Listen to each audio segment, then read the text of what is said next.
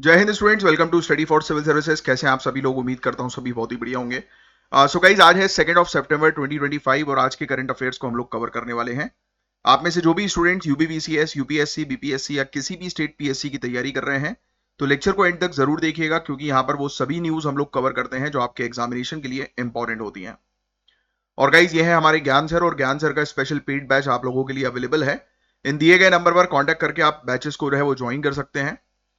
और मैं आपको बता दूं कि यहाँ पर जीरो से लेकर सिलेक्शन तक की प्रॉपर तैयारी करवाई जाती है और लेटेस्ट सिलेबस, लेटेस्ट ट्रेंड को ध्यान में रखते हुए तैयारी करवाई जाती है। तो फटाक से नंबर पर कांटेक्ट करो। अगर आप UPPCS, BPSC, UKPSC, RO, BEO, UP triple SC exam, even Haryana, Rajasthan, Chhattisgarh PSC की तैयारी कर रहे हो, तो कॉल करो और बैचेस को ज्वाइन करो। और बैचेस को ज्वाइन करने के बाद मुझे कमेंट बॉक्स पे बताना कि आपने बैचेस ज्वाइन कर लिया है।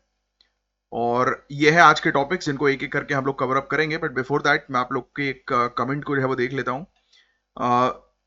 विजीता गुप्ता की आईडी से एक स्टूडेंट ने जो है वो लिखा है कि पीडीएफ कहाँ मिलेगी। तो कुछ नहीं करना है, इस दिए गए नंबर पर कांटेक्ट कर लो, आपको इन्फॉर्मेशन मिल जाएगी करंट अफेयर्स की पीडीएफ से रिलेटेड। बाकी और भी स्टूडेंट्स के आंसर्स जो है वो आए हैं। और देख लेते हैं।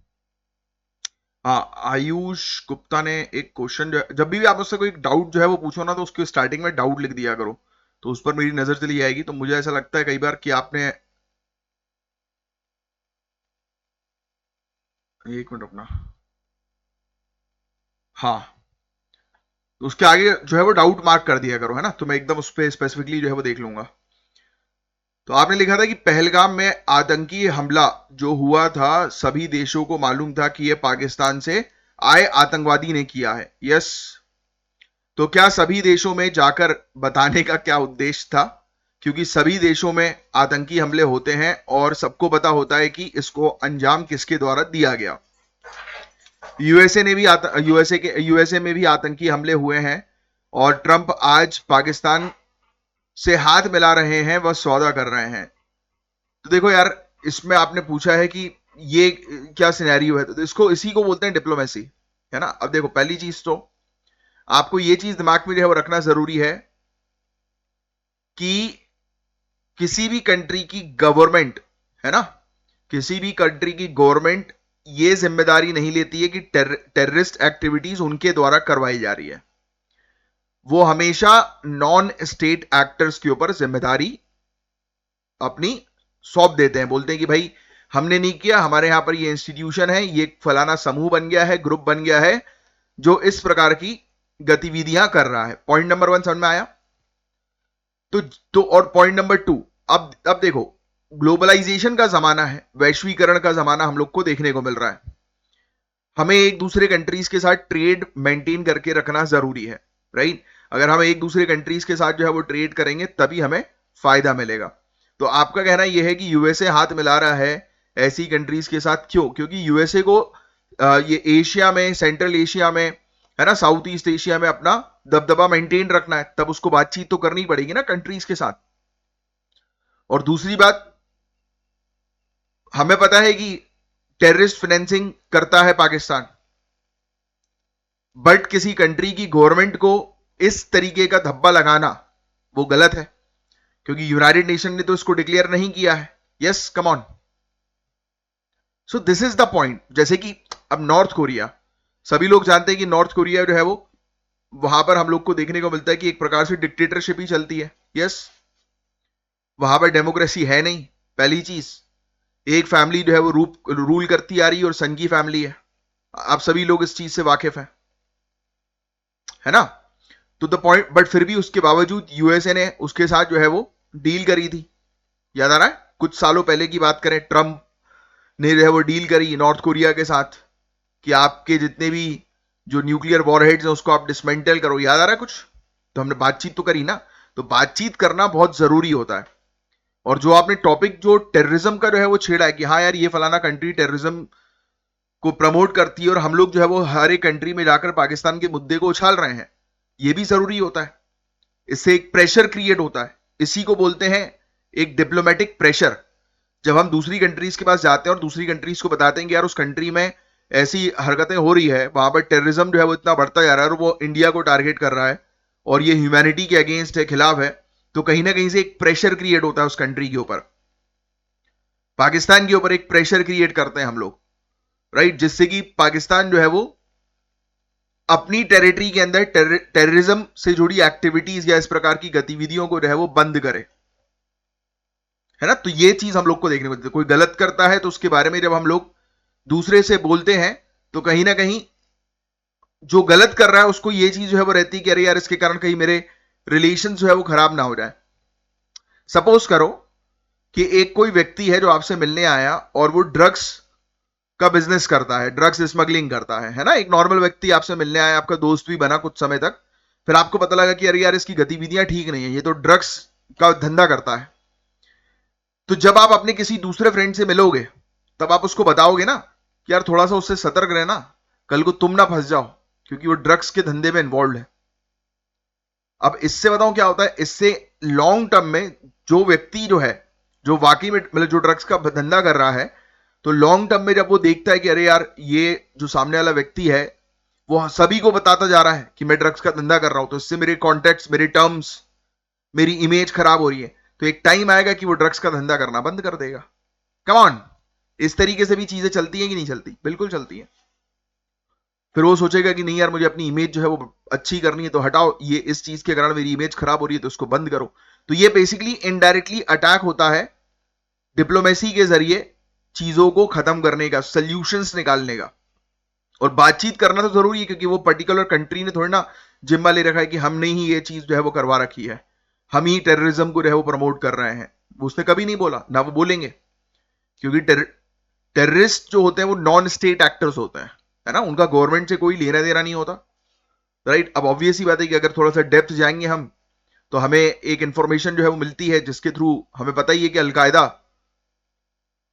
को जन्म देने वाला ही यूएसए है, ऑब्वियसली, है ना। तो जो हम अलकायदा की जो है वो बात करते हैं, तो ये जो टेररिस्ट आउटफिट जो है ये यूएसए की ही सौतेली औलाद है ना, जो यूएसए ने ही इसको जो है वो जन्म दिया था सेंट्रल एशिया में डिस्टर्बेंस क्रिएट करके रखने के लिए और यूएसए के इन्फ्लुएंस को मेंटेन करने के लिए। बाद में जाकर यूएसए को ही उसने खा गया 9/11, है ना। तो उज्जट औलाद होगी तो वो एक ना एक दिन जो है वो दिक्कत तो क्रिएट करेगी, वही वाला गेम है पूरा। तो डिप्लोमेसी है, ये आपको तब समझ में आएगा जब आप जीएस पेपर 2 के अंदर डुबकी मार के बैठोगे। और सिविल सर्विसेज का गेम ही ये है कि आपको जो है वो टॉपिक को बेसिक से समझना जरूरी है, इजी तरीके से। और टेंशन मत लो, मुझसे पूछा करो, जो भी डाउट आया करे तो मैं आपकी डाउट बहुत अच्छी तरीके से जो है वो क्लियर करूंगा, ठीक है। You don't have to worry at all. चलिए, होपफुली मैं आपका डाउट क्लियर करने में सक्सेसफुल रहा हूं। चलिए स्टार्ट करते हैं हमारे पहले टॉपिक से, और अपने साथ सभी लोग पेन और पेपर लेकर बैठ जाएं। जो भी टॉपिक्स मैं आपको पढ़ाऊंगा उसको आपको ध्यान से सुनना है, और जो चीज लिखवाऊंगा उसको आपको नोट डाउन करना है। आइए, तो अब हम बात करेंगे बड़े इंपॉर्टेंट टॉपिक के बारे में, जीएस पेपर 2 के पॉइंट ऑफ व्यू से बड़ा इंपॉर्टेंट टॉपिक है ये, शंघाई कोऑपरेशन ऑर्गेनाइजेशन की समिट 2025 के बारे में, और चाइना का पावर प्ले क्या है उसको डिस्कस करेंगे। तो सबसे पहले थोड़ा सा मैं आपको बैकग्राउंड समझाने की कोशिश करता हूं। ये चाहो तो आप लिख सकते हो, जिन्होंने जो है वो लिखा नहीं। शंघाई कोऑपरेशन ऑर्गेनाइजेशन कब बनी? सन 2001 में। कहां पर? शंघाई में, इसलिए इसका नाम है शंघाई कोऑपरेशन ऑर्गेनाइजेशन। ये इवॉल्व हुआ था शंघाई 5 मैकेनिज्म से, जो 1996 में स्टार्ट हुआ था। तो शंघाई कोऑपरेशन ऑर्गेनाइजेशन से पहले जो था वो शंघाई 5 था 1996 का, जिसका हेडक्वार्टर बीजिंग चाइना में है ना। तो ये चीज ध्यान में रखिएगा। इसके 8 परमानेंट मेंबर्स हैं, China, Russia, India, Pakistan, Kazakhstan, Kyrgyzstan, Tajikistan और उज्बेकिस्तान। तो ये 8 परमानेंट मेंबर्स आपको बहुत अच्छे से पता होना जरूरी है। नेक्स्ट, ऑब्जर्वर में अफगानिस्तान, बेलारूस, मंगोलिया और ईरान आते हैं। तो ऑब्जर्वर कंट्रीज के बारे में भी आपको पता होना चाहिए, ठीक है, जो अब फुल मेंबरशिप की तरफ जो है वो बढ़ रहे हैं। इसके डायलॉग पार्टनर्स जो हैं वो Turkey, Sri Lanka, Nepal, Egypt, Saudi Arabia और कतर हम लोग को देखने को मिलते हैं। तो डायलॉग पार्टनर्स का भी नाम ध्यान रखिएगा, और भी काफी सारे डायलॉग पार्टनर्स हैं इसके, जिनसे एससीओ जो है वो बातचीत करता है। अब एससीओ का ऑब्जेक्टिव क्या है? तो ये सबसे पहला ऑब्जेक्टिव तो भाई, ये जो क्षेत्र है जहां पर ये कंट्रीज हम लोग को देखने को मिलती है, तो ये क्षेत्र में जो है वो शांति बरकरार रहे, स्टेबिलिटी जो है वो बरकरार रहे, है ना। टेररिज्म, सेपरेटिज्म, एक्सट्रीमिज्म, इसके अगेंस्ट जॉइंट मैकेनिज्म ये बनाते हैं, एक ग्रुप बना रहे हैं टेररिज्म से लड़ने के लिए। मतलब ये ग्रुप है जो टेररिज्म से भी लड़ने का काम करता है। यूरेशिया में इकोनॉमिक कनेक्टिविटी को एक्सपेंड करना इनका ऑब्जेक्टिव है कि सभी लोग जो है वो इकोनॉमिकली डेवलप हों। ये पीपल टू पीपल कॉन्टेक्ट के थ्रू अपने कल्चर्स को भी जो है वो एक्सचेंज करने का काम करते हैं। और सबसे important, non interference in internal affairs, very very important. ये बोलते हैं कि भाई हम आपस में कंट्रीज के बीच में जो भी विवाद हो यहां पर डिस्कस नहीं किया जाएगा। तो आयुष ने एक क्वेश्चन जो है वो पूछा था कि एक और क्वेश्चन था, पहले डाउट एक आया था कि क्यों जो है वो कंट्रीज जो है जब जैसे देखती है कि एक कंट्री ने जो है वो दूसरी कंट्री के ऊपर अटैक किया बट फिर भी इंटरनेशनल प्लेटफॉर्म पर वो हाथ मिलाते हुए नजर आते हैं। क्योंकि वो इंटरनेशनल प्लेटफॉर्म है, वो एक ग्रुप हम लोग को जो है वो देखने को मिलता है जिसका मेन उद्देश्य होता है वो एक लार्जर स्केल पर होता है ना, बट पर्सनल लेवल पर नैरो होता है। जैसे फॉर एग्जांपल आपकी अपनी दोस्त के साथ लड़ाई है, बट आप जब उसे किसी शादी पार्टी में मिलते हो, वो अपनी फैमिली के साथ आया, आप अपनी फैमिली के साथ आए हो, तो आप 2 मिनट के लिए अपनी पर्सनल लड़ाई जो है वो अलग करते हो क्योंकि आपस में फैमिलीज है रहती हैं, है ना। तो आप बढ़िया मुस्कुरा के हाथ मिलाते हो, शायद गले भी मिल लो, है ना, और 2 बातें कर लो कि और बढ़िया, घर में सब कैसे हैं, नमस्ते भाभी, सब बढ़िया भैया, चलो, है ना। फिर उसके बाद कभी आप अकेले में एक दूसरे को देख रहे हो, वो अकेले कॉफी पी रहा है, आप यहां पर कॉफी पी रहे हो, गुस्से में देख रहे हो उसको, आंखों ही आंखों में गालियां बके जा रहे हो, होता है ना ऐसा। पर और ये चीज अपने अंदर डेवलप करो कि अपनी पर्सनालिटी आपकी जो है वो इस तरीके की पावरफुल पर्सनालिटी होनी चाहिए कि सामने वाले को की गलती पर उसको माफ भी कर दिया बट कभी अपनाया भी नहीं। सामने वाला जब आपसे पार्टी में मिले, फैमिली के साथ मिले, तो ऐसा लगे कि अरे वाह यार, इसने लगता है बड़े भैया ने माफ कर दिया हमें, है। पर जब पर्सनल में मिलो तब उसकी तरफ देखो भी नहीं। This is the game of bureaucracy कि हम अगर ग्रुप में हैं तो हम बिल्कुल नॉर्मल बिहेव करेंगे, बट अगर हम पर्सनल है एक रूम के अंदर तो मुंह तोड़ देंगे, है कि नहीं। तो पाकिस्तान विद पाकिस्तान, अगर पाकिस्तान हमें ग्रुप में मिलेगा तो ठीक है, उसके साथ बैठ के चाय पी लेंगे, हैं, ग्रुप में दूसरे मेंबर से बात करेंगे, उसके होने से हमें कोई फर्क नहीं पड़ेगा क्योंकि हमें अपने इंटरेस्ट पर काम करना है, वहां पे हमें लीड करना है, उसकी 4 बात भी सुन लेंगे, वहां पे कोई दिक्कत नहीं है। बट अकेले में अगर वो दिख गया हमें, जो पटक के मारेंगे उसको कि सॉरी सॉरी कहता रहेगा, उसकी सॉरी भैया, दैया रे दैया, सॉरी भैया, है। तो ये गेम है, समझ में आया। अब आगे की चर्चा करते हैं थोड़ी सी। ये थोड़ा ध्यान में रखना है ना कि इसके ऑब्जेक्टिव्स क्या होते हैं संघाई कोऑपरेशन ऑर्गेनाइजेशन के, और ये सब फैक्चुअल इंफॉर्मेशन कि कितने मेंबर्स हैं, कब ये शुरू हुई, इससे पहले जो कौन सा ऑर्गेनाइजेशन था, ये सब चीजें, है ना। ठीक है, अभी क्या हुआ है कि 31 अगस्त 2025 तियानजिन चाइना में हमें देखने को मिला कि तियानजिन समिट 2025 होस्ट हुई है। लिख लेना भैया, 25वीं एससीओ संघाई कोऑपरेशन ऑर्गेनाइजेशन की समिट कहां पर हुई है, ये एग्जामिनेशन में आपसे पूछा जाएगा। तियानजिन चाइना लिख लेना और स्टार मार्क कर देना। 5वीं बार था ये जब चाइना ने इसे होस्ट किया, और थीम है upholding the Shanghai spirit, SCO on the move. इसकी थीम भी लिख लो आप, नेक्स्ट लाइन में लिखो थीम, थीम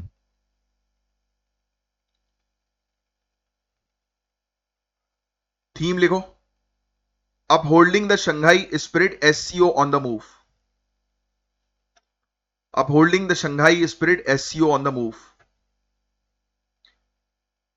इन्होंने एक 10 साल की डेवलपमेंट स्ट्रेटेजी जो है वो एडॉप्ट की है 2025 से 2035 के पीरियड के लिए, ये भी लिख लो आप।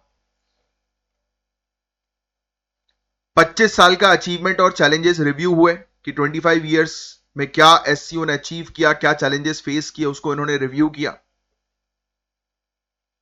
ऑब्वियसली सिक्योरिटी और काउंटर टेररिज्म पर इनका मेन फोकस था।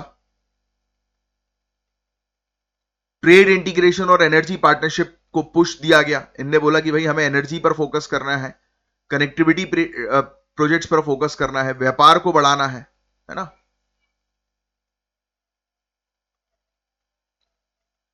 सस्टेनेबल डेवलपमेंट पर फोकस किया, क्लाइमेट एक्शंस पर फोकस किया कि भैया स्थिति जो है वो जलवायु की बहुत बुरी हो रही है। और इंडिया ने regional connectivity, anti terror mechanism को मजबूत करने की बात और एनर्जी कॉपरेशन और सस्टेनेबल ग्रोथ की बात करी, यानी कि जो भी बातचीत हुई है उसमें सभी को हमने एक लाइन में बोल दिया कि भाई ये सब चीजें करो।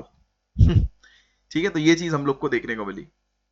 तो ये सब पॉइंट्स आपको डायरेक्ट मेंस के India and regional groupings type के आंसर्स में यूज करने चाहिए, है ना, कि इंडिया जो है वो आसपास के क्षेत्र में इंडिया की जो है वो आज की डेट में क्या स्ट्रेटेजी है। तो ये पूरी स्ट्रेटेजी जो है वो आप मेंशन कर सकते हो कि टेररिज्म के अगेंस्ट काम करना है, मैकेनिज्म क्रिएट करना है, एंटी टेरर मैकेनिज्म को मजबूत करना है, रीजनल कनेक्टिविटी को बढ़ावा देना है। तो ये सब चीजें। अब गाइस इस समिट में इंडिया के ऑनरेबल प्राइम मिनिस्टर, रशिया के प्रेसिडेंट, ईरान के प्रेसिडेंट, टर्की के प्रेसिडेंट और इजिप्ट के प्राइम मिनिस्टर शामिल हुए इस समिट के अंदर, है ना। तो ये फैक्ट भी ध्यान में रखिएगा कि ये जो हम लोग को क्वेश्चन कभी कभी भी आ सकता है कि तियानजिन समिट जो है वो किससे रिलेटेड है। तो शंघाई कोऑपरेशन ऑर्गेनाइजेशन की 25वीं समिट है भैया ये, और ये सब कंट्रीज शामिल हुई, India, Russia, Turkey, Iran, Egypt. South east Asian delegation जैसे इंडोनेशिया, लाओस, मलेशिया, वियतनाम की प्रेजेंस ने दिखाया कि चाइना अपने आउटरीच एक्सपेंड कर रहा है। तो ये सब कंट्रीज भी यहां पर आई, रो रही थी, बोल रही थी कि चाइना जो है वो यहां पे नाटक करता है, हमारे यहाँ के दारू पी के पड़ा रहता है। हम बोलते हैं चले जाए यहां से साउथ चाइना सी से, हमारे पर जाता नहीं है, मारता है हमें, पकड़ पकड़ के कूटता है हमें, चकना फेंक के मार देता है मुंह पे, है? तो ये सब कंट्री रो रही है यहां पर आकर कि साउथ चाइना सी पे चाइना आके जो है बैठ जाता है, बोलता है मैं तो यहीं बैठूंगा। तो ये चीज हम लोग को जो है वो देखने को मिल रही है।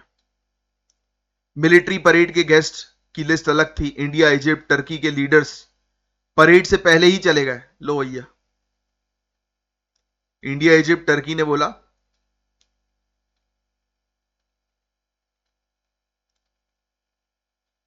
और ये पहले ही चले गए थे, परेड से पहले ही चले गए भैया।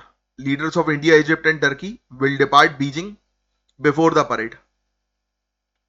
तो ये चीज हमें देखने को मिल रही है। पर नॉर्थ कोरिया के लीडर्स और म्यांमार के जुंता चीफ परेड में शामिल हुए। नॉर्थ कोरिया ने बोला हम खड़े रहेंगे, हम देखेंगे जरा, लेफ्ट राइट लेफ्ट राइट, हम पूरा शो देखकर जाएंगे आखिरी तक, काम धंधा कुछ नहीं है ना। तो ये चाइना की प्रायोरिटीज और बैलेंसिंग एक्ट को जो है वो शो करता है। इस प्रकार की चीजें, चाइना का इन्फ्लुएंस एससीओ में बहुत ज्यादा है भैया। चाइना जो है वो सबको पेटियां भेजता है कि हमें सल्यूट मारो, हमारे पास रहो।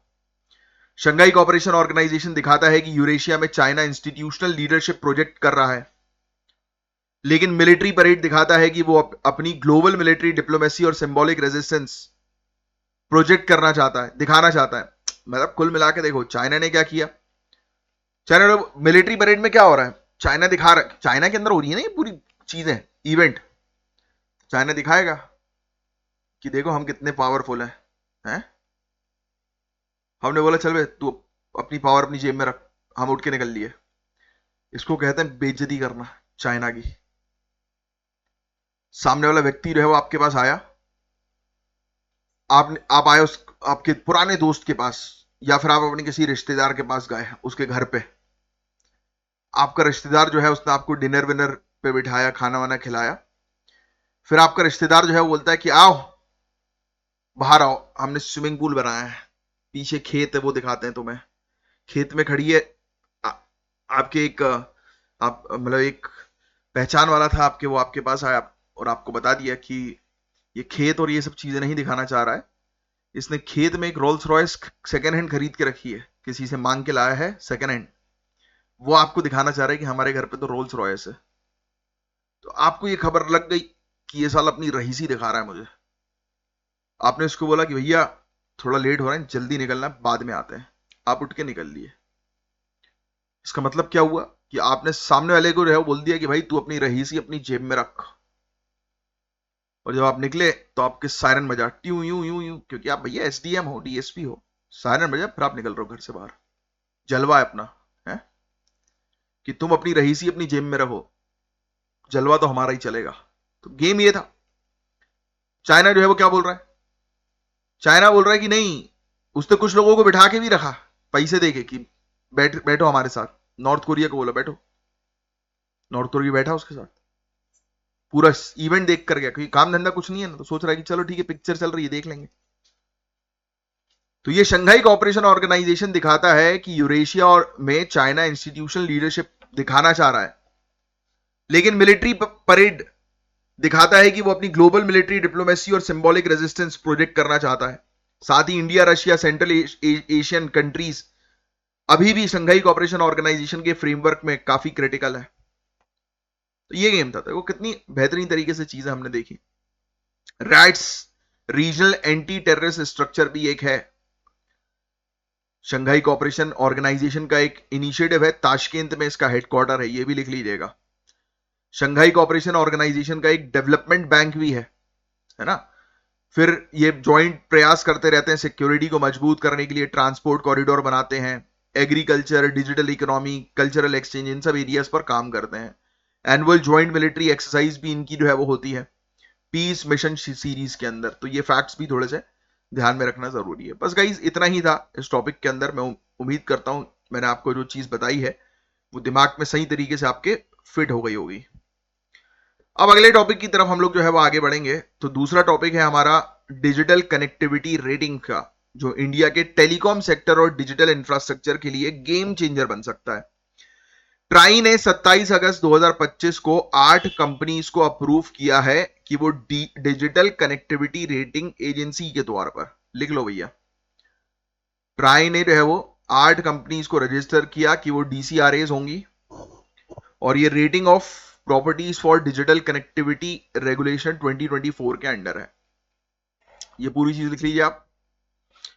ये एजेंसीज बिल्डिंग्स और प्रॉपर्टीज की डिजिटल इंफ्रास्ट्रक्चर क्वालिटी का आकलन करेंगी और उन्हें स्टार रेटिंग 1 से लेकर 5 स्टार जो है वो देंगी उनकी डिजिटल रेडीनेस के बेसिस पर। मतलब सिंपल शब्दों में बिल्डिंग्स और जितनी भी प्रॉपर्टीज होती है ना, उसको आकलन किया जाएगा और चेक किया जाएगा कि ये बिल्डिंग कम्युनिकेशन के मामले में, डिजिटलाइजेशन के मामले में कितनी बेहतर है, और उसको 1 to 5 रेटिंग दी जाएगी। ये भी लिख लीजिएगा आप।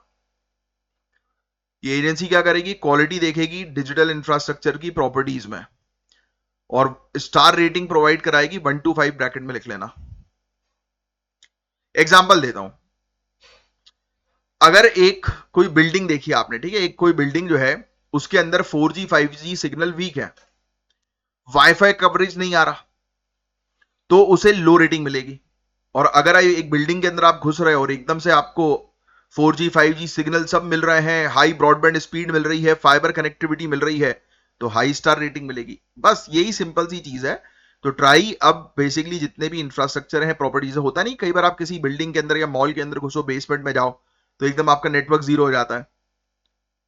तो ये उसी प्रकार से उस बिल्डिंग के डिजिटल इंफ्रास्ट्रक्चर की को रेटिंग देंगी। समझ गए आप? पूरा गेम समझ गए अब तो, है ना? अब कुछ नहीं है इसमें समझने वाला। आपको बता दें भैया, इंडिया में, यहां पे आओ आप, काम की चीज, ये लिख लो। इंडिया में 80% से ज्यादा मोबाइल डेटा घर के अंदर कंज्यूम होता है, रील चला रहे हैं भैया। लेकिन मॉडर्न कंस्ट्रक्शन मटेरियल्स की वजह से 4G और 5G सिग्नल्स वीक हो जाते हैं। यानी लोगों को लगता है कि उनका डेटा पैक फास्ट है, लेकिन घर के अंदर एक्सपीरियंस पुअर होता है। और ये बात सच भी है कि नहीं? किस किस ने देखा कि घर के अंदर जो है वो थोड़ा सा वीक चल रहा है डेटा, बस घर के बाहर निकलते से ही थोड़ा स्पीड फास्ट हो जाती है ना? तो ये बेसिकली बिल्डिंग्स की वजह से भी हम लोग को देखने को मिलता है। तो यही है। तो ट्राई के इस इनिशिएटिव से ये प्रॉब्लम जो है वो खत्म हो जाएगी। समझ गए ना आप ये क्या गेम है इसका? ऑब्जेक्टिव यही है, ट्रांसपेरेंसी बढ़ाना, बायर्स और टेनेंट्स को पता चले कि उनकी प्रॉपर्टी की डिजिटल कनेक्टिविटी कितनी स्ट्रांग है। डेवलपर्स के बीच हेल्दी कंपटीशन क्रिएट करना ताकि वो कंस्ट्रक्शन के टाइम से ही डिजिटल इंफ्रास्ट्रक्चर इंटीग्रेट करें। डिजिटल इंडिया और स्मार्ट सिटीज मिशन को ये सपोर्ट करेगा और इंडिया को नेक्स्ट जेन टेक्नोलॉजी जैसे 5G या upcoming 6G technology, internet of things, AI driven networks, इनके लिए रेडी बनाएगा। तो काफी अच्छी चीजें हैं।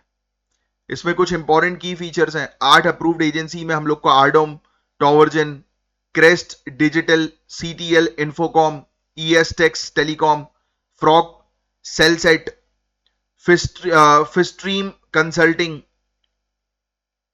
शौर्य Tele Services, TUV SUD South Asia. तो ये सब कंपनीज हमें देखने को मिल रही है। स्टेट पीएससी कभी कभी कंपनीज पूछ सकती है, तो लिखना चाहो तो लिख लेना। 5 साल के लिए अप्रूवल दिया है, यानी कि इन कंपनीज को कहा है कि आप 5 साल के लिए रजिस्टर्ड होंगे। और रेटिंग के पैरामीटर्स होंगे फाइबर रेडीनेस की, बिल्डिंग में फाइबर सही है कि नहीं है।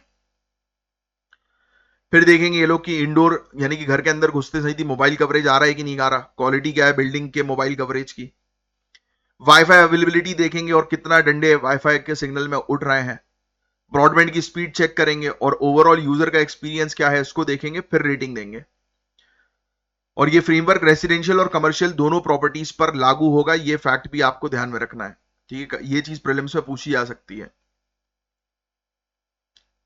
ठीक है, अब इसका महत्व यह है कि बायर्स और टेनेंट्स को रियल पिक्चर मिलेगी,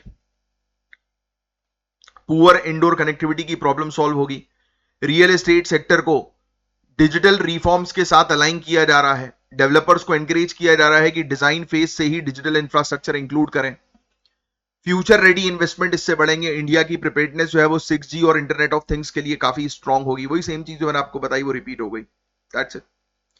अब ट्राई से जुड़ी कुछ फैक्ट्स ध्यान में रखना, जैसे 1997 में हम ट्राई को लेकर आए थे। 1997 के ट्राई कानून के तहत ये लाई गई थी, लिख लेना। ये एक इंडिपेंडेंट रेगुलेटर है टेलीकॉम सेक्टर का, ये बात आप जानते ही हो। इसके काम क्या होता है, टैरिफ को रेगुलेट करना, लाइसेंस रिकमेंड करना, interconnection, consumer protection, quality of services, grievance redressal. तो ये पूरी रिस्पॉन्सिबिलिटी जो हम लोग को देखने को मिलती है ये ट्राई की होती है, लिख लेना भैया। ट्राई की क्या क्या रिस्पॉन्सिबिलिटीज हैं, तो ये पूरी रिस्पॉन्सिबिलिटीज है। इसका हेडक्वार्टर कभी कभी पूछ लेते हैं कहां पर है, न्यू दिल्ली में, ये भी चीज ध्यान में रखिएगा।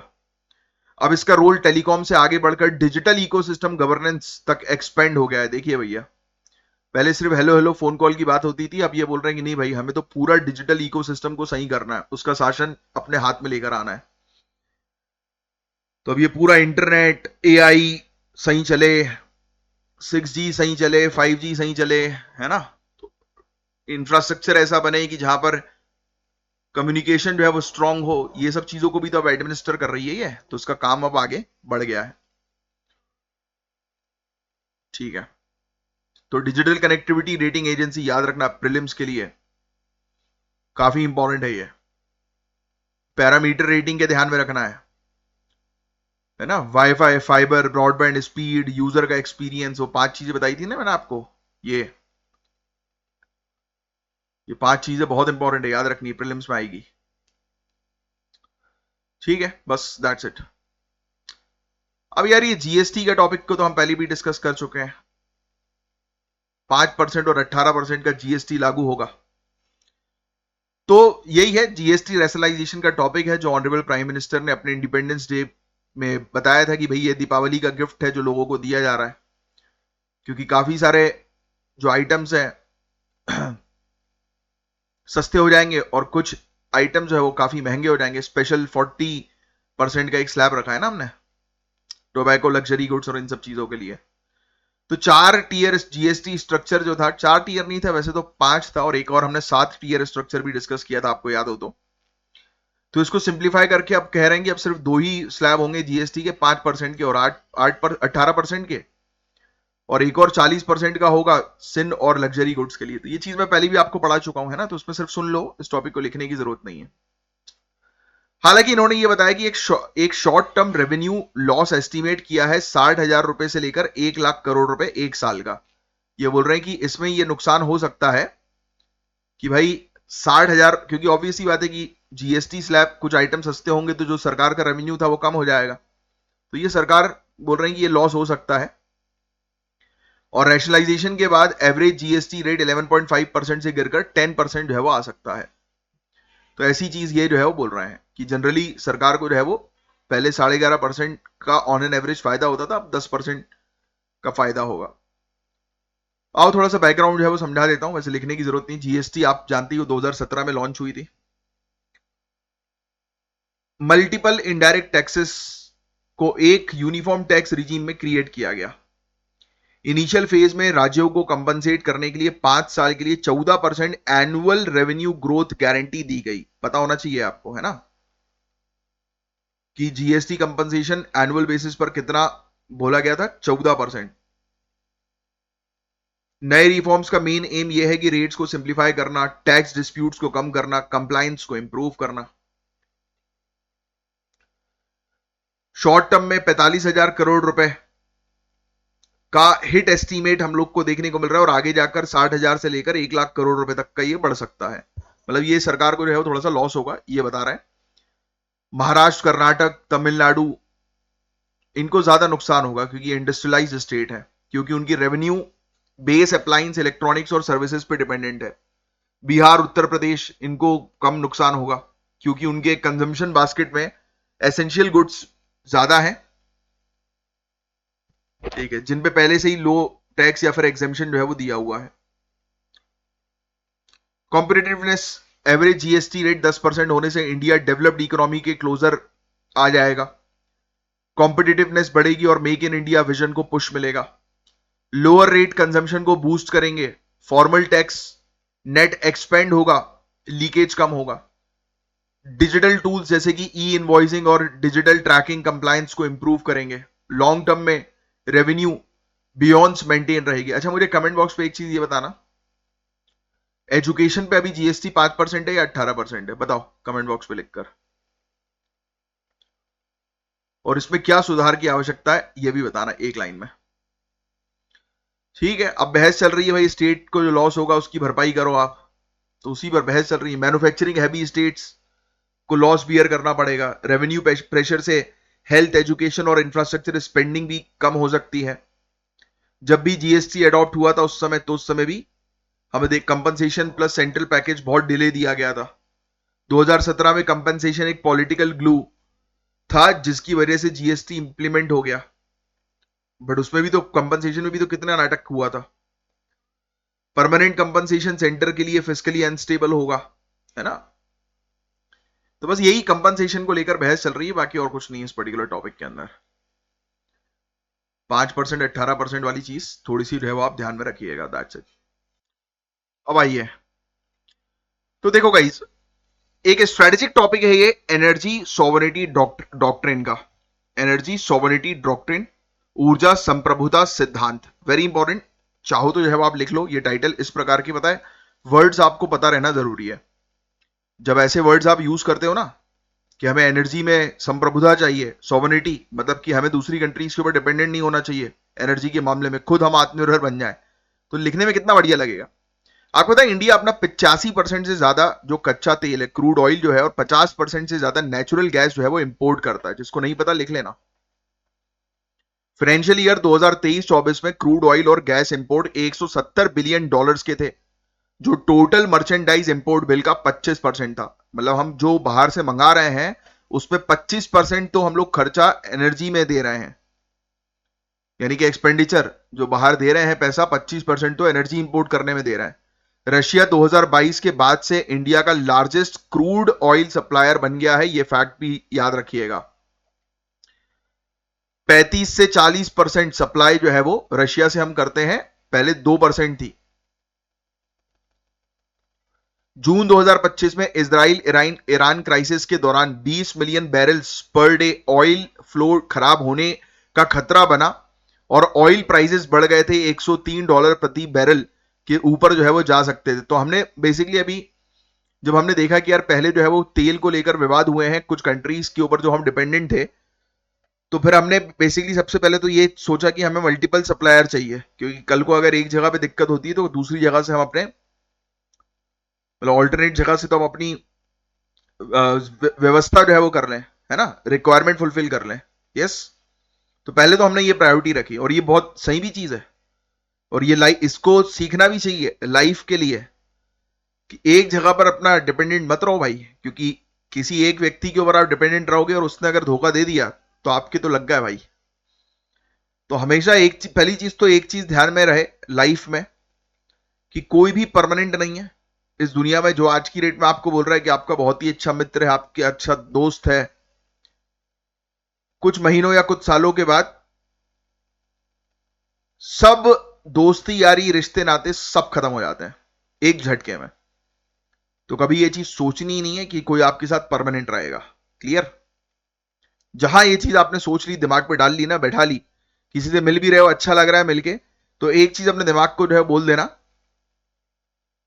कि कोई भी चीज परमानेंट नहीं। किसी के साथ ज्यादा लगाव लगा दोगे ना तो दिक्कत में पड़ जाओगे।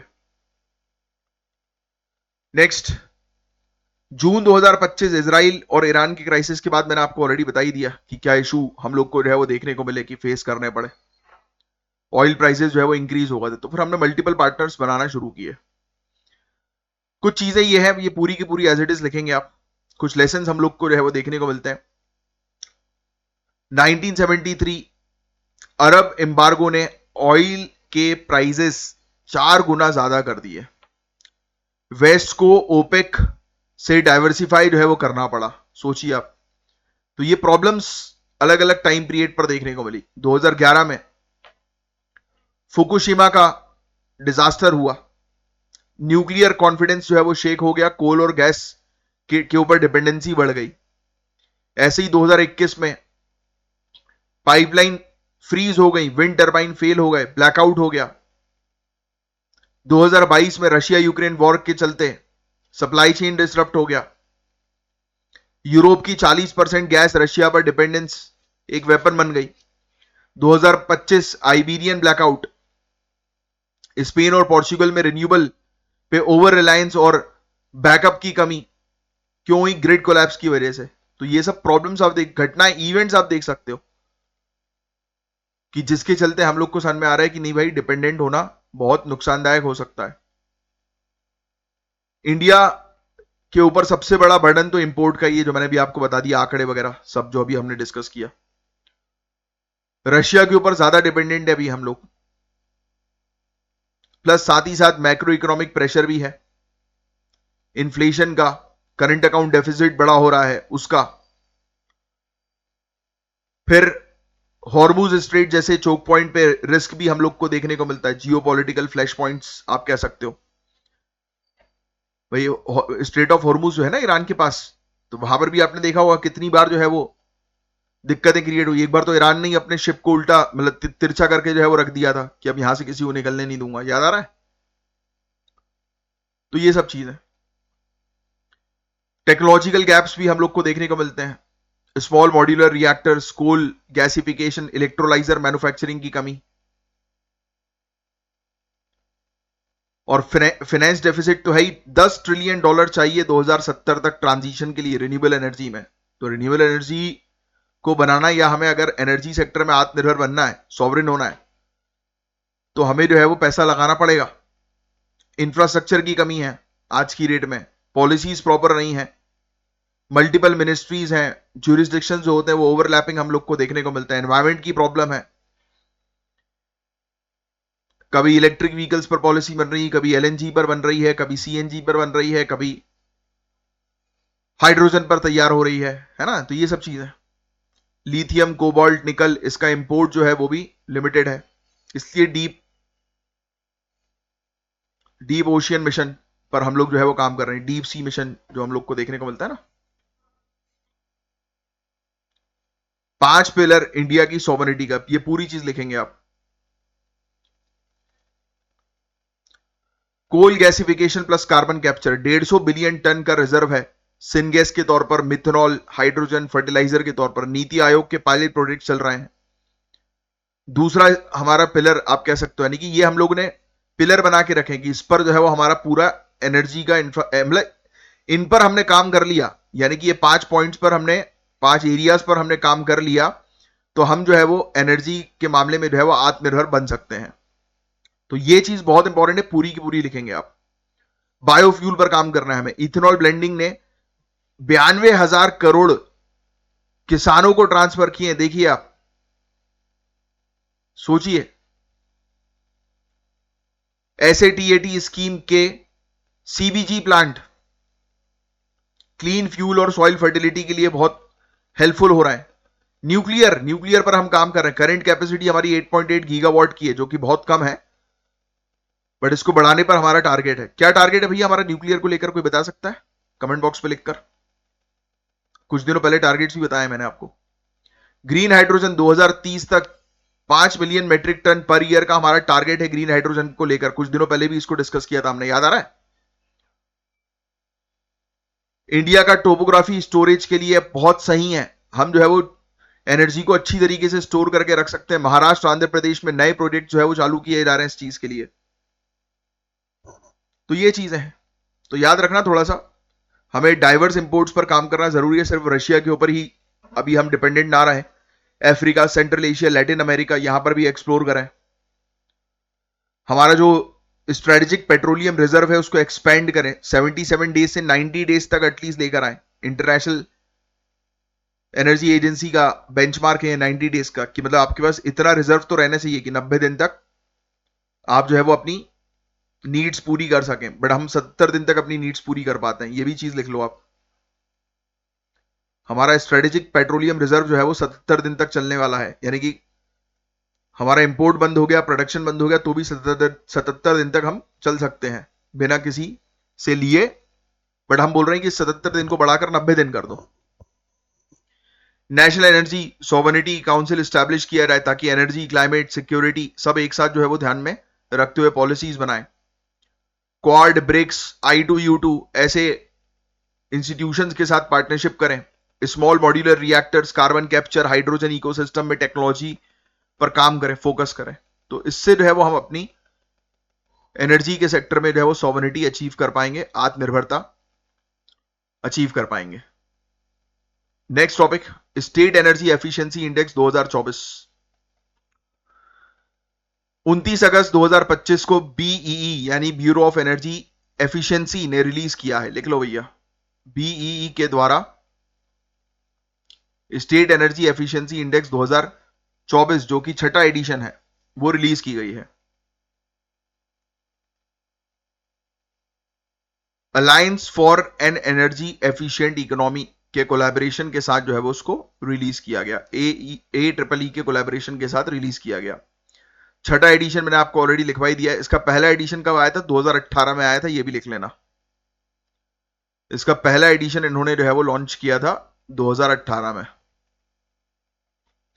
मिनिस्ट्री ऑफ पावर के एडिशनल सेक्रेटरी और बीईई के डीजी ने हाईलाइट किया कि एनर्जी एफिशिएंसी भारत के क्लाइमेट कमिटमेंट के कोर में है, क्योंकि ऑब्वियस ही बात है कि नेट जीरो हमें 2070 तक अचीव करना है और 2030 तक एमिशन इंटेंसिटी में 45% का कट हम लोग जो है वो लेकर आएंगे। ये चीज लिख लो आप, ये पूरा पॉइंट।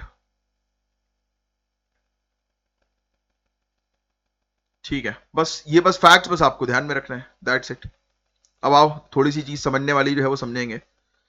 तो पहले तो SEEI जिसके बारे में अभी हम लोग जो है वो चर्चा कर रहे हैं, स्टेट एनर्जी एफिशिएंसी इंडेक्स। थोड़ा सा मैं इसके बारे में अगर आपको बताऊं तो एक ऐसा इंडेक्स है जो स्टेट और यूनियन टेरिटरी की एनर्जी एफिशिएंसी प्रोग्रेस को ट्रैक और कंपेयर करता है। सिंपल शब्दों में मैं आपको समझाऊं तो हम देखते हैं कि अलग अलग स्टेट में एनर्जी को कितना अच्छी तरीके से, एफिशिएंट तरीके से यूज किया जा रहा है, इसको चेक किया जाता है। कहीं वेस्टेज तो नहीं हो रहा है ना? तो ये चीज जो है वो देखी जाती है। पॉलिसी मॉनिटरिंग टूल के रूप में ये काम करता है, अकाउंटेबिलिटी प्रमोट करता है और एनर्जी ट्रांजिशन को फास्ट ट्रैक करने में मदद करता है। पर्पस यही है कि हमारे पास प्रॉपर डेटा रहे जिसको हम मॉनिटर जो है वो कर सकें, हेल्दी कंपटीशन हो स्टेट्स के बीच में, और क्लाइमेट गोल्स वगैरह जो होते हैं ना नेशनल लेवल के, तो उस पे स्टेट जो है वो हमें हेल्प कर सके। अब सुनो, अब इसको याद रखने की जरूरत नहीं, इसके अंदर 66 इंडिकेटर्स देखे जाते हैं, जैसे कि buildings, industries, transport, agriculture, discom, urban service, cross sectoral initiatives. यानी कि अलग अलग इनिशिएटिव्स को देखकर, अलग अलग इंडिकेटर्स को देखकर ये आकलन किया जाता है कि एक पर्टिकुलर राज्य के अंदर एनर्जी जो है वो कितनी सही तरीके से यूज की जा रही है ना, कितना कम वेस्टेज और कितना ज्यादा यूटिलाइजेशन है। ले लो, ये लिख लो भैया, आंध्र प्रदेश, कर्नाटक, महाराष्ट्र, तेलंगाना, तमिलनाडु अच्छा परफॉर्म कर रहे हैं।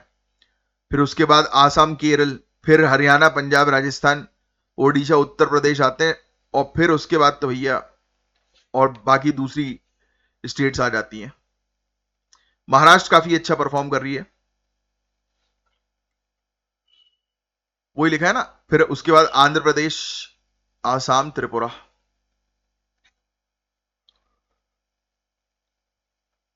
ठीक है, बाकी वैसे तो ये सब चीजें नहीं पूछेंगे इतनी डिटेल में ये लोग। That's it. कौन सा एडिशन था, रिपोर्ट किसके द्वारा रिलीज की जाती है, बस ये सब चीजें थोड़ी सी ध्यान में रखने वाली होती हैं गाइस, बस। अभी आपके सामने एक क्वेश्चन है जॉइंट क्रेडिटिंग मैकेनिज्म का। अरे यार ये वाला टॉपिक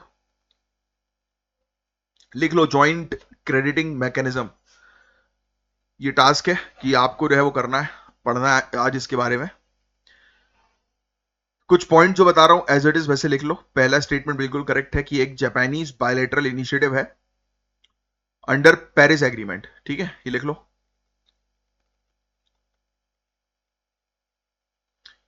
नेक्स्ट, दूसरा वाला स्टेटमेंट इनकरेक्ट है।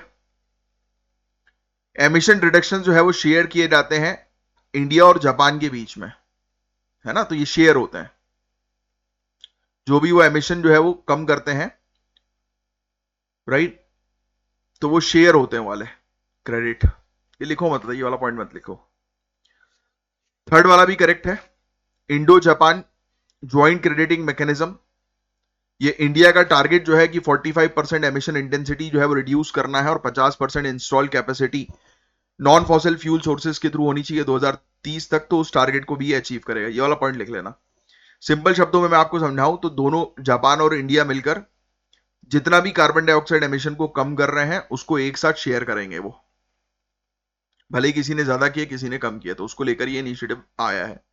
गुरु तेग बहादुर जी से रिलेटेड तो आप भी बताएंगे क्वेश्चन का आंसर।